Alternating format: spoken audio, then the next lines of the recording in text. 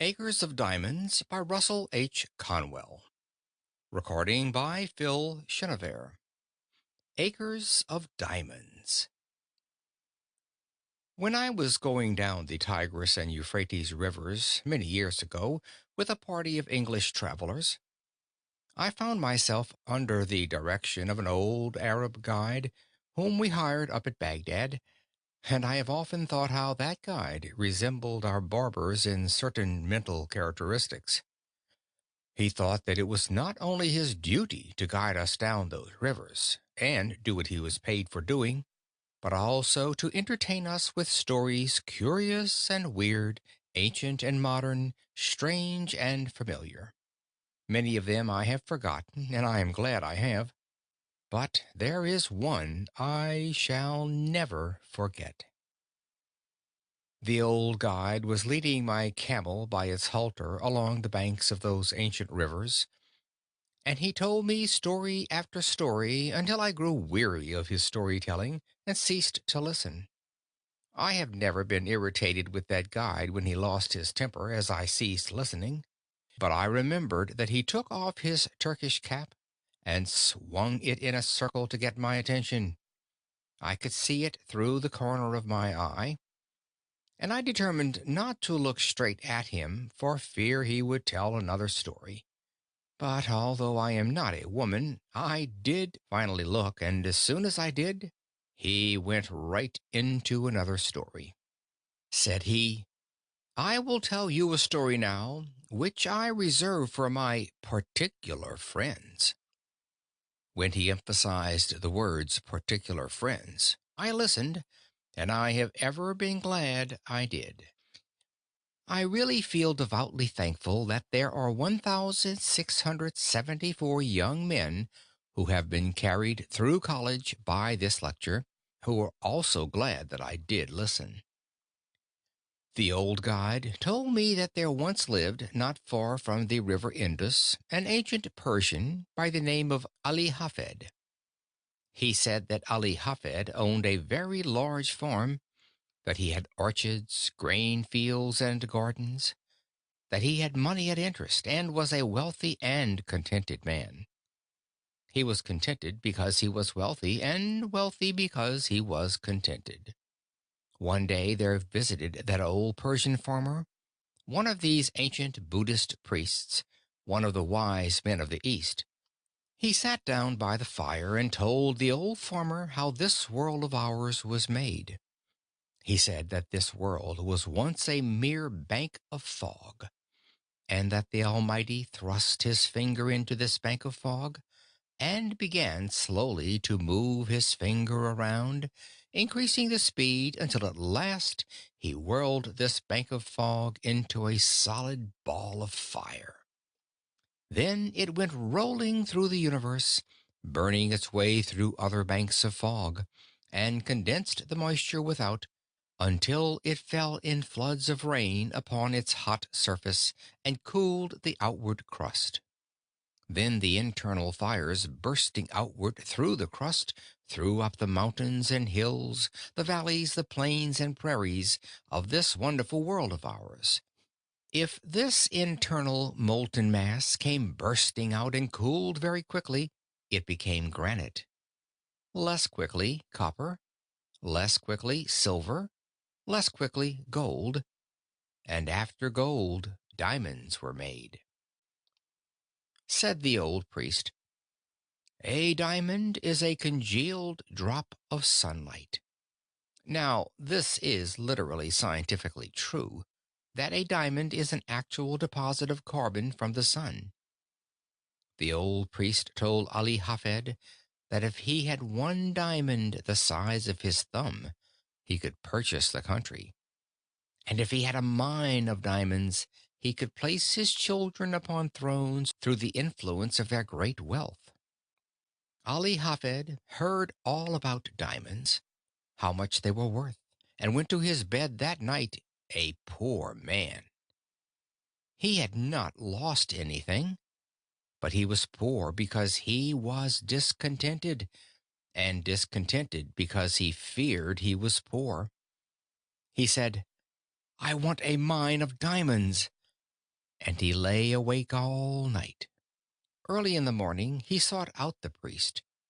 I know by experience that a priest is very cross when awakened early in the morning, and when he shook that old priest out of his dreams, Ali Hafed said to him, "Will you tell me where I can find diamonds?"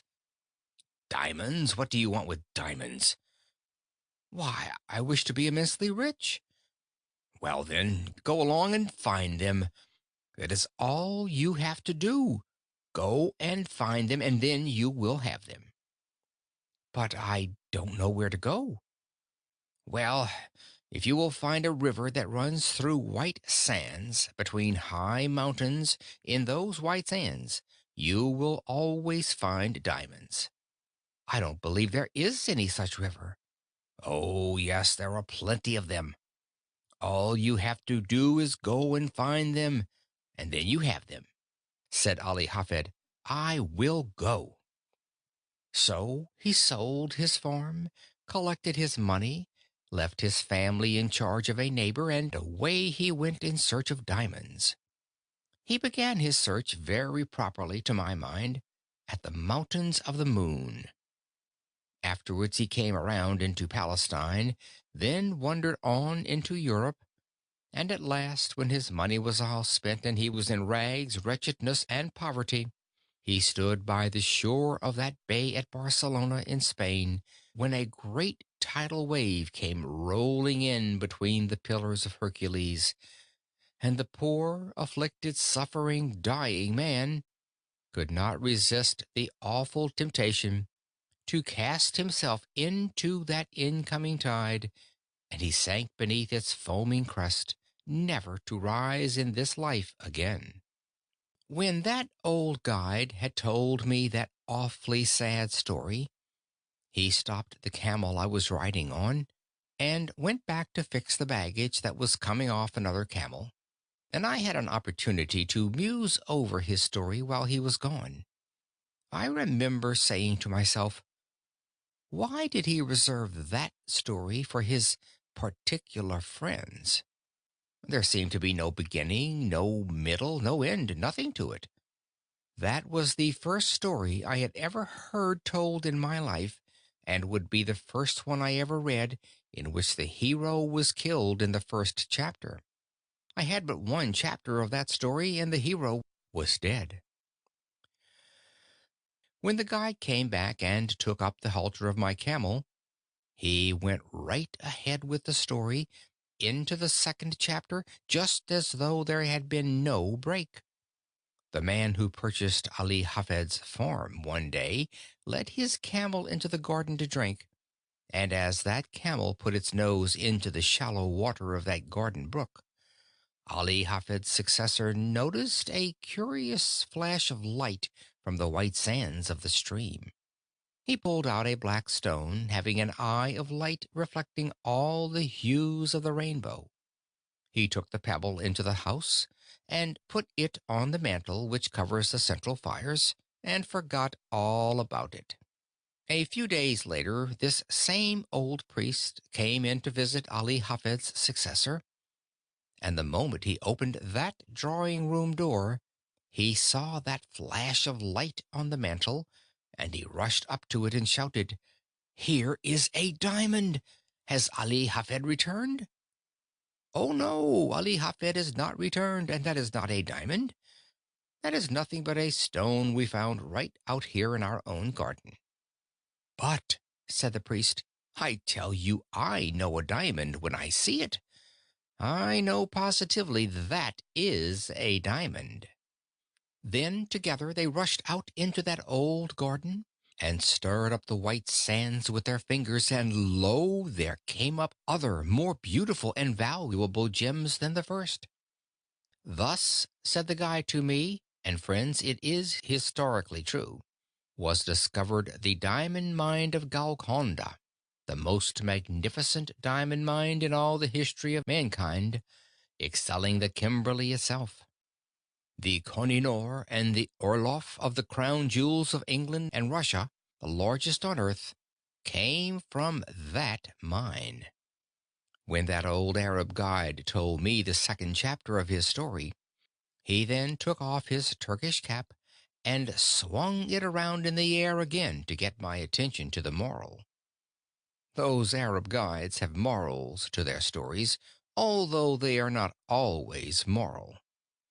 As he swung his hat, he said to me, "Had Ali Hafed remained at home and dug in his own cellar, or underneath his own wheat fields, or in his own garden, instead of wretchedness, starvation, and death by suicide in a strange land, he would have had acres of diamonds. For every acre of that old farm, yes, every shovelful, afterward revealed gems which since have decorated the crowns of monarchs." When he had added the moral to his story, I saw why he reserved it for his particular friends. But I did not tell him I could see it. It was that mean old Arab's way of going around a thing like a lawyer to say indirectly what he did not dare say directly, that, in his private opinion, there was a certain young man then traveling down the Tigris River that might better be at home in America. I did not tell him I could see that, but I told him his story reminded me of one, and I told it to him quick, and I think I will tell it to you.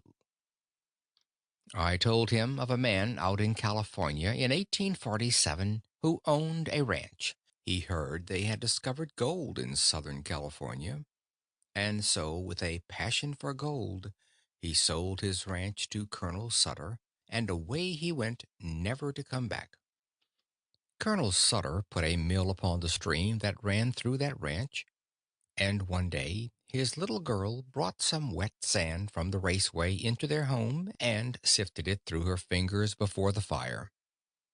And in that falling sand a visitor saw the first shining scales of real gold that were ever discovered in California. The man who owned that ranch wanted gold, and he could have secured it for the mere taking. Indeed, 38 millions of dollars have been taken out of very few acres since then. About 8 years ago, I delivered this lecture in a city that stands on that farm, and they told me that a one-third owner for years and years has been getting $120 in gold every 15 minutes, sleeping or waking, without taxation. You and I would enjoy an income like that if we didn't have to pay an income tax. But a better illustration really than that occurred here in our own Pennsylvania. If there is anything I enjoy above another on the platform, it is to get one of these German audiences in Pennsylvania before me and fire that at them, and I enjoy it tonight. There was a man living in Pennsylvania, not unlike some Pennsylvanians you have seen, who owned a farm, and he did with that farm just what I would do with a farm if I owned one in Pennsylvania. He sold it.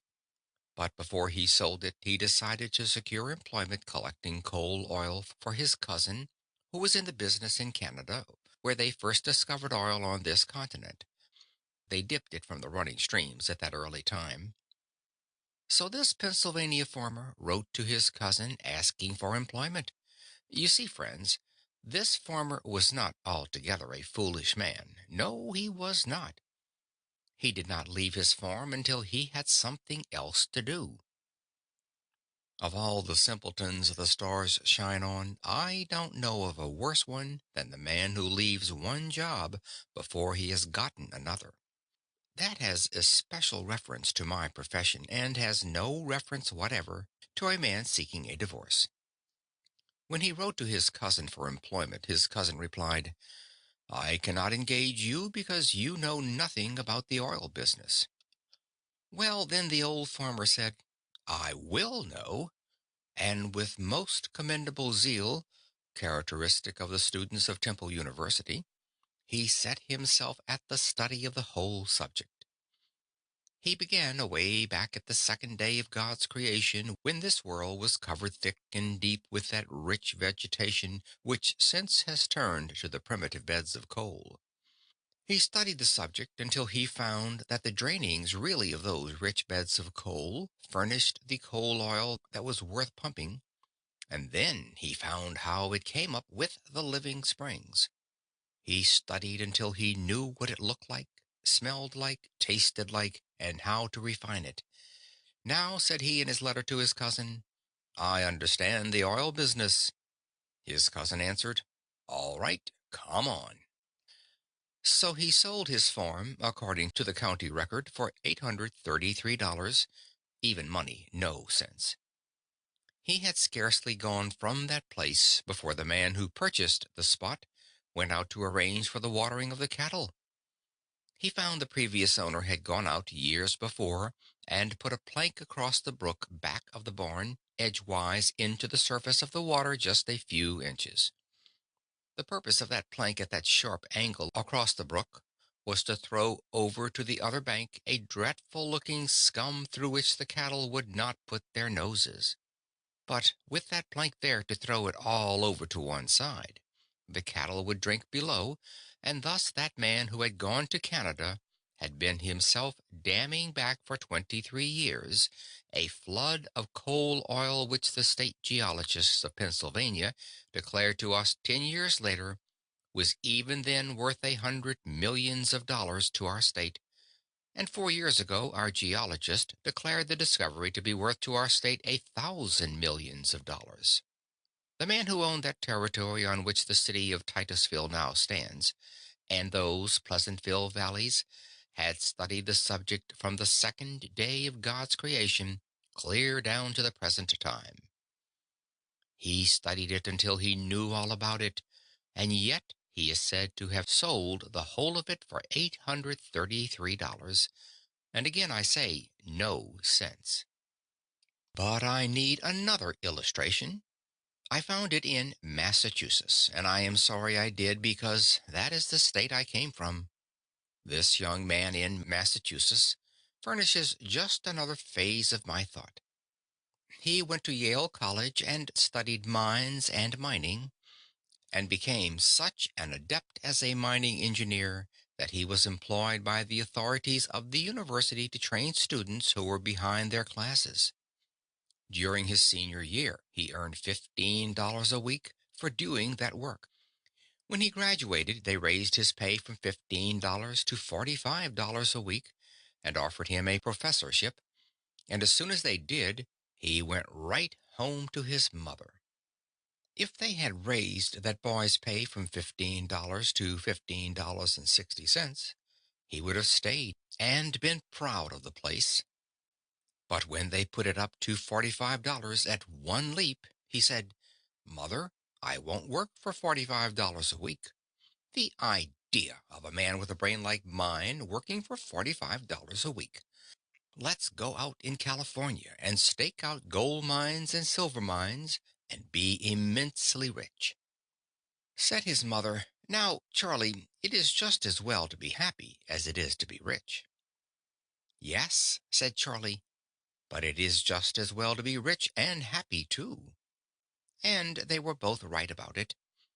As he was an only son and she a widow, of course he had his way. They always do. They sold out in Massachusetts, and instead of going to California, they went to Wisconsin, where he went into the employ of the Superior Copper Mining Company at $15 a week again, but with the proviso in his contract that he should have an interest in any mines he should discover for the company. I don't believe he ever discovered a mine, and if I am looking in the face of any stockholder of that copper company, you wish he had discovered something or other. I have friends who are not here because they could not afford a ticket, who did have stock in that company at the time this young man was employed there. This young man went out there, and I have not heard a word from him. I don't know what became of him, and I don't know whether he found any mines or not, but I don't believe he ever did. But I do know the other end of the line. He had scarcely gotten out of the old homestead before the succeeding owner went out to dig potatoes. The potatoes were already growing in the ground when he bought the farm, And as the old farmer was bringing in a basket of potatoes, it hugged very tight between the ends of the stone fence. You know, in Massachusetts, our farms are nearly all stone wall. There you are obliged to be very economical of front gateways in order to have some place to put the stone. When that basket hugged so tight, he set it down on the ground, and then dragged on one side and pulled on the other side. And as he was dragging that basket through, this farmer noticed in the upper and outer corner of that stone wall, right next to the gate, a block of native silver 8 inches square. That professor of mines, mining, and mineralogy, who knew so much about the subject that he would not work for $45 a week, when he sold that homestead in Massachusetts, sat right on that silver to make the bargain. He was born on that homestead, was brought up there, and had gone back and forth rubbing the stone with his sleeve until it reflected his countenance and seemed to say, "Here is $100,000 right down here just for the taking." But he would not take it. It was in a home in Newburyport, Massachusetts, and there was no silver there. All away off. Well, I don't know where, and he did not, but somewhere else. And he was a professor of mineralogy. My friends, that mistake is very universally made. And why should we even smile at him? I often wonder what has become of him. I do not know it all, but I will tell you what I guess as a Yankee. I guess that he sits out there by his fireside tonight with his friends gathered around him, and he is saying to them something like this. "Do you know that man Conwell who lives in Philadelphia?" "Oh, yes, I have heard of him." "Do you know that man Jones that lives in Philadelphia?" "Yes, I have heard of him too." Then he begins to laugh and shakes his sides and says to his friends, "Well, they have done just the same thing I did, precisely." And that spoils the whole joke, for you and I have done the same thing he did. And while we sit here and laugh at him, he has a better right to sit out there and laugh at us. I know I have made the same mistakes, but of course that does not make any difference, because we don't expect the same man to preach and to practice too. As I come here tonight and look around this audience, I am seeing again what through these 50 years I have continually seen. Men that are making precisely that same mistake. I often wish I could see the younger people, and would that the academy had been filled tonight with our high school scholars and our grammar school scholars, that I could have them to talk to. While I would have preferred such an audience as that, because they are most susceptible, as they have not grown up into their prejudices as we have, they have not gotten into any custom that they cannot break, they have not met with any failures as we have. And while I could perhaps do such an audience as that more good than I can do grown up people, yet I will do the best I can with the material I have. I say to you that you have acres of diamonds in Philadelphia right where you now live. Oh, but you say, you cannot know much about our city if you think there are any acres of diamonds here. I was greatly interested in that account in the newspaper of the young man who found that diamond in North Carolina. It was one of the purest diamonds that has ever been discovered, and it has several predecessors near the same locality. I went to a distinguished professor in mineralogy and asked him where he thought those diamonds came from. The professor secured the map of the geologic formations of our continent and traced it. He said it went either through the underlying carboniferous strata adapted for such production westward through Ohio and the Mississippi, or in more probability came eastward through Virginia and up the shore of the Atlantic Ocean. It is a fact that the diamonds were there, for they have been discovered and sold, and that they were carried down there during the drift period from some northern locality. Now, who can say but some person going down with his drill in Philadelphia will find some trace of a diamond mine yet down here? Oh, friends, You cannot say that you are not over one of the greatest diamond mines in the world, for such a diamond as that only comes from the most profitable mines that are found on earth. But it serves simply to illustrate my thought, which I emphasize by saying if you do not have the actual diamond mines literally, you have all that they would be good for to you. Because now that the Queen of England has given the greatest compliment ever conferred upon American women for her attire, because she did not appear with any jewels at all at the late reception in England, it has almost done away with the use of diamonds anyhow. All you would care for would be the few you would wear if you wish to be modest, and the rest you would sell for money. Now then, I say again that the opportunity to get rich, to attain unto great wealth, is here in Philadelphia now, within the reach of almost every man and woman who hears me speak tonight. And I mean just what I say. I have not come to this platform, even under these circumstances, to recite something to you. I have come to tell you what, in God's sight, I believe to be the truth. And if the years of life have been of any value to me in the attainment of common sense, I know I am right. That the men and women sitting here, who found it difficult perhaps to buy a ticket to this lecture or gathering tonight, have within their reach acres of diamonds, opportunities to get largely wealthy. There never was a place on earth more adapted than the city of Philadelphia today, and never in the history of the world did a poor man without capital have such an opportunity to get rich quickly and honestly as he has now in our city. I say it is the truth, and I want you to accept it as such. For if you think I have come to simply recite something, then I would better not be here. I have no time to waste in any such talk, but to say things I believe. And unless some of you get richer for what I am saying tonight, my time is wasted. I say that you ought to get rich, and it is your duty to get rich.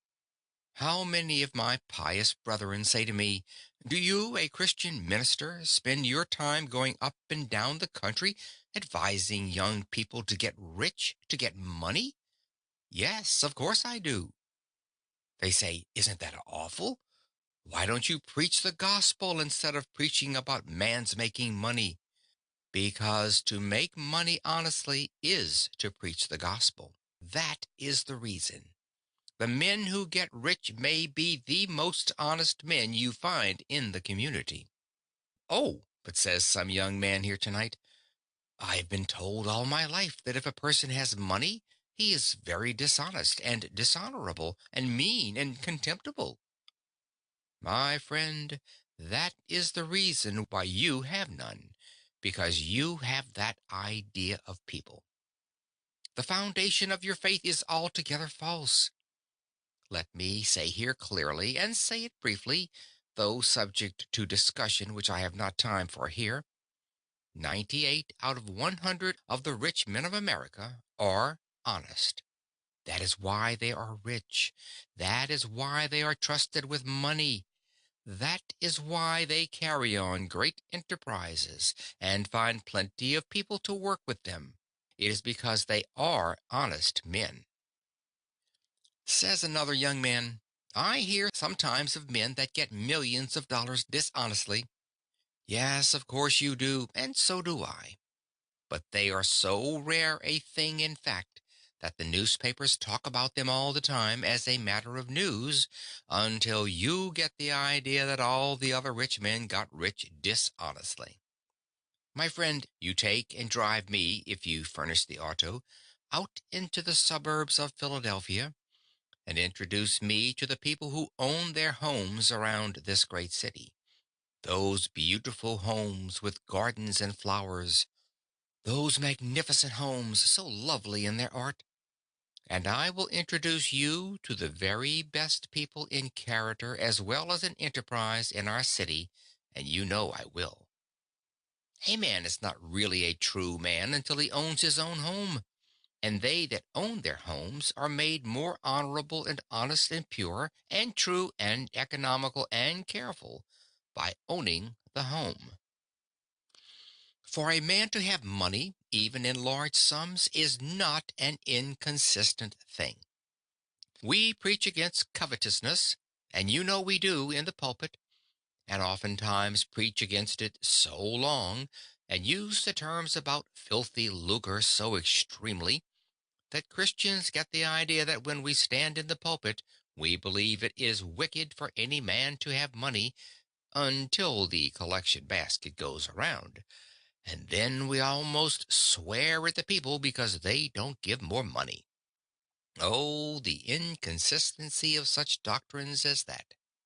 Money is power, and you ought to be reasonably ambitious to have it. You ought, because you can do more good with it than you could without it. Money printed your Bible. Money builds your churches. Money sends your missionaries, and money pays your preachers, and you would not have many of them either if you did not pay them. I am always willing that my church should raise my salary, because the church that pays the largest salary always raises it the easiest. You never knew an exception to it in your life. The man who gets the largest salary can do the most good with the power that is furnished to him. Of course he can, if his spirit be right to use it for what it is given to him. I say then, you ought to have money. If you can honestly attain unto riches in Philadelphia, it is your Christian and godly duty to do so. It is an awful mistake of these pious people to think you must be awfully poor in order to be pious. Some men say, "Don't you sympathize with the poor people?" Of course I do, or else I would not have been lecturing these years. I won't give in but what I sympathize with the poor, but the number of poor who are to be sympathized with is very small. To sympathize with a man whom God has punished for his sins, thus to help him when God would still continue a just punishment, is to do wrong, no doubt about it. And we do that more than we help those who are deserving. While we should sympathize with God's poor, that is, those who cannot help themselves, let us remember there is not a poor person in the United States who was not made poor by his own shortcomings or by the shortcomings of someone else. It is all wrong to be poor anyhow. Let us give in to that argument and pass that to one side. A gentleman gets up back there and says, "Don't you think there are some things in the world that are better than money?" Of course I do. But I'm talking about money now. Of course there are some things higher than money. Oh, yes, I know by the grave that has left me standing alone that there are some things in the world that are higher and sweeter and purer than money. Well do I know there are some things higher and grander than gold. Love is the grandest thing on God's earth, but fortunate the lover who has plenty of money. Money is power. Money is force. Money will do good as well as harm. In the hands of good men and women, it could accomplish, and it has accomplished, good. I hate to leave that behind me. I heard a man get up in a prayer meeting in our city and thank the Lord he was one of God's poor. Well, I wonder what his wife thinks about that. She earns all the money that comes into that house, and he smokes a part of that on the veranda. I don't want to see any more of the Lord's poor of that kind, and I don't believe the Lord does. And yet there are some people who think that in order to be pious you must be awfully poor and awfully dirty. That does not follow at all. While we sympathize with the poor, let us not teach a doctrine like that. Yet the age is prejudiced against advising a Christian man, or as a Jew would say, a godly man, from attaining unto wealth. The prejudice is so universal, and the years are far enough back, I think, for me to safely mention that years ago up at Temple University, There was a young man in our theological school who thought he was the only pious student in that department. He came into my office one evening and sat down by my desk and said to me, "Mr. President, I think it is my duty, sir, to come in and labor with you." "What has happened now?" said he. "I heard you say at the academy at the Pierce School commencement that you thought it was an honorable ambition for a young man to desire to have wealth, and that you thought it made him temperate, made him anxious to have a good name, and made him industrious. You spoke about man's ambition to have money helping to make him a good man. Sir, I have come to tell you the Holy Bible says that money is the root of all evil." I told him I had never seen it in the Bible, and advised him to go out into the chapel and get the Bible and show me the place. So he went for the Bible, and soon he stalked into my office with the Bible open, with all the bigoted pride of the narrow sectarian, or of one who founds his Christianity on some misinterpretation of Scripture. He flung the Bible down on my desk and fairly squealed into my ear. "There it is, Mr. President. You can read it for yourself." I said to him, "Well, young man, you will learn when you get a little older that you cannot trust another denomination to read the Bible for you. You belong to another denomination. You are taught in the theological school, however, that emphasis is exegesis. Now, will you take that Bible and read it yourself and give the proper emphasis to it?" He took the Bible and proudly read, "The love of money is the root of all evil." Then he had it right. And when one does quote aright from that same old book, he quotes the absolute truth.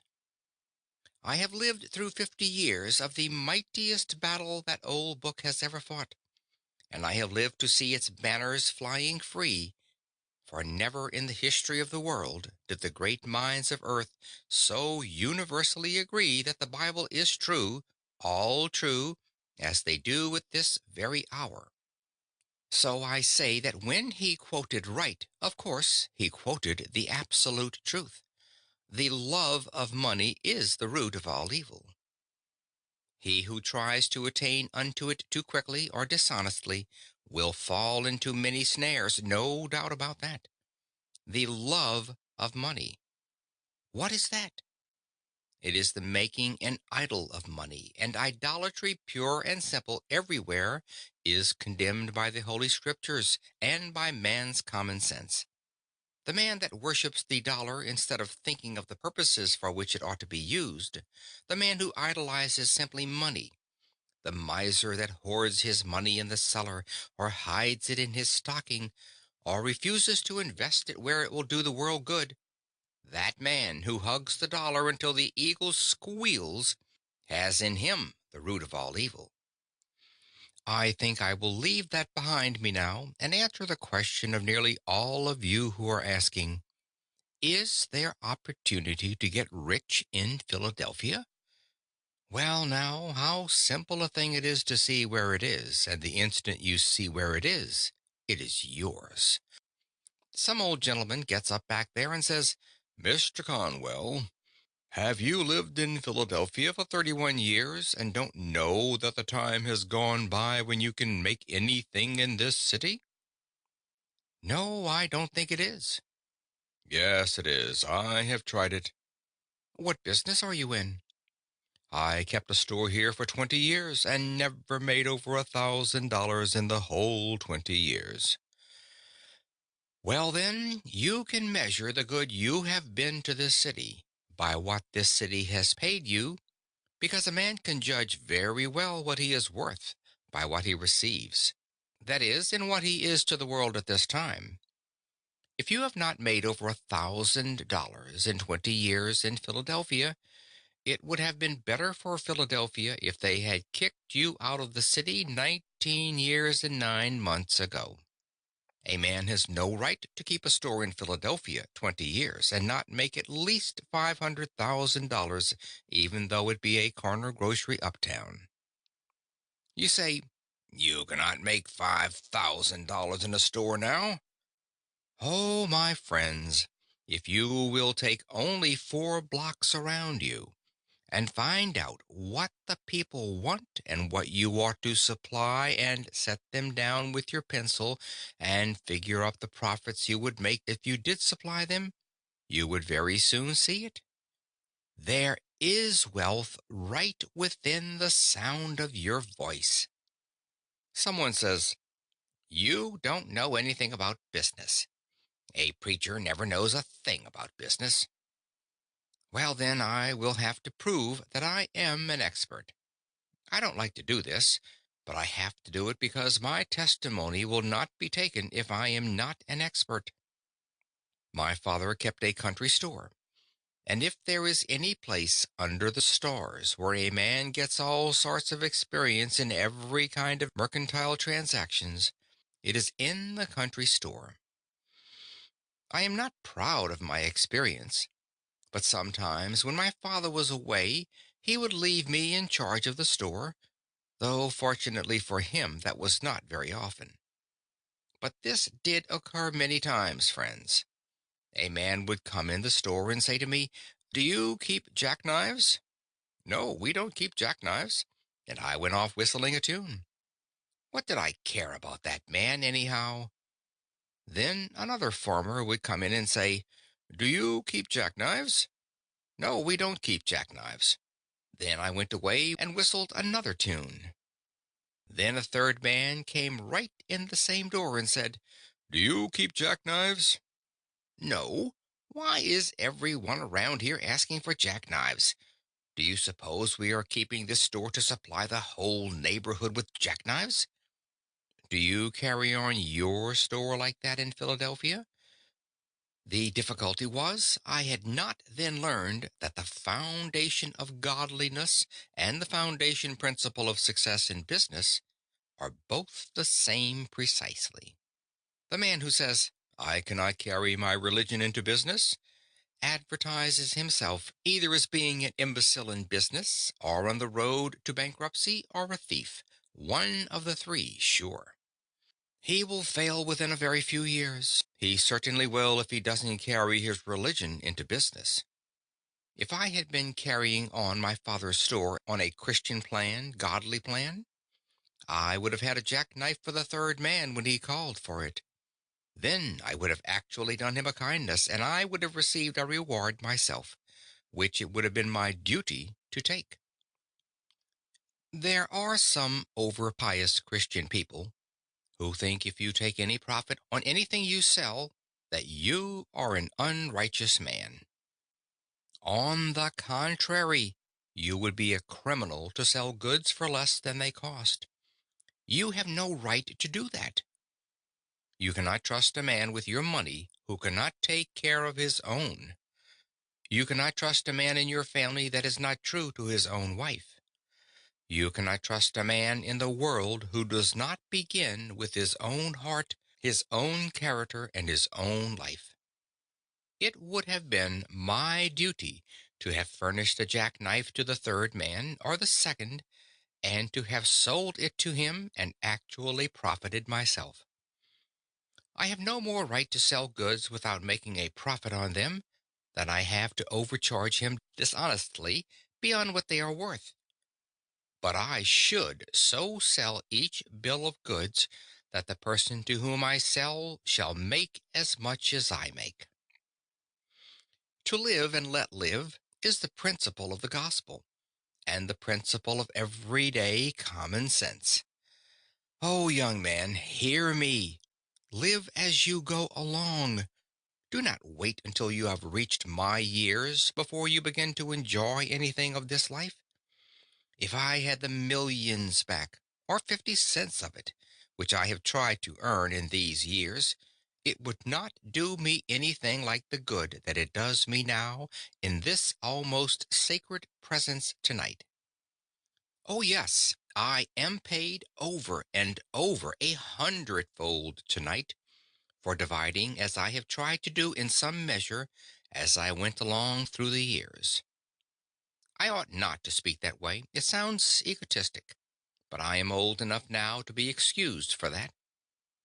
I should have helped my fellow men, which I have tried to do, and everyone should try to do, and get the happiness of it.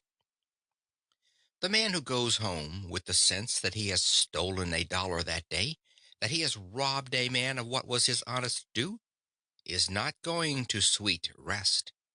He arises tired in the morning, and goes with an unclean conscience to his work the next day. He is not a successful man at all, although he may have laid up millions. But the man who goes through life dividing always with his fellow men, making and demanding his own rights and his own profits, and giving to every other man his rights and profits, lives every day, and not only that, but it is the royal road to great wealth. The history of the thousands of millionaires shows this to be the case. The man over there, who said he could not make anything in a store in Philadelphia, has been carrying on his store on the wrong principle.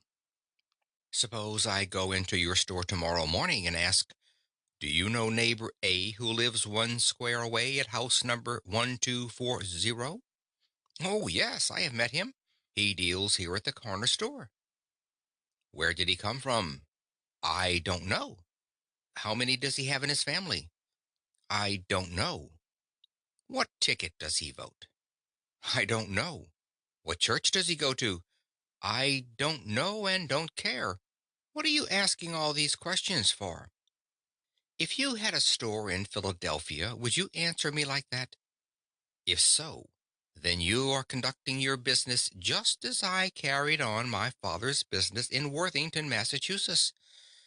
You don't know where your neighbor came from when he moved to Philadelphia, and you don't care. If you had cared, you would be a rich man now. If you had cared enough about him to take an interest in his affairs, to find out what he needed, you would have been rich. But you go through the world saying, "No opportunity to get rich." And there is the fault right at your own door. But another young man gets up over there and says, "I cannot take up the mercantile business."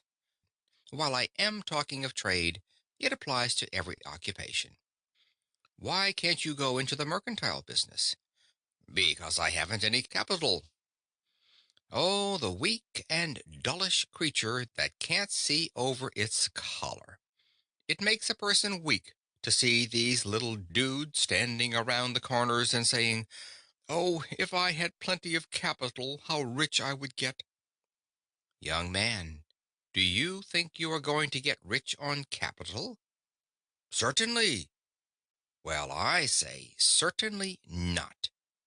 If your mother has plenty of money and she will set you up in business, you will set her up in business supplying you with capital. The moment a young man or woman gets more money than he or she has grown to by practical experience, that moment he has gotten a curse.